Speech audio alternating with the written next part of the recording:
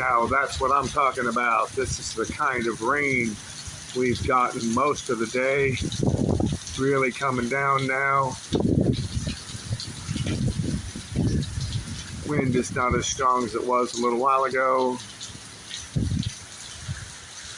Still warm, still safe, still dry, and still thoughts and prayers go out to those in harm's way.